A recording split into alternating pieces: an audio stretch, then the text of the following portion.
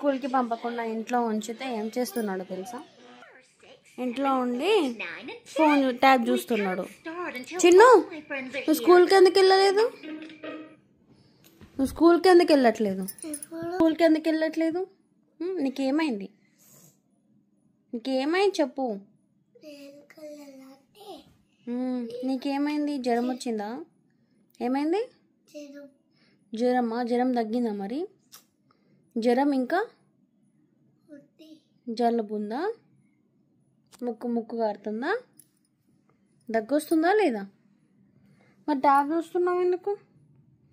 జ్వరం వస్తే రెస్ట్ తీసుకోవాలి కదా. ట్యాబ్ చూస్తున్నావు. చూస్తారా అట్లా చూస్తున్నావు ఎందుకు?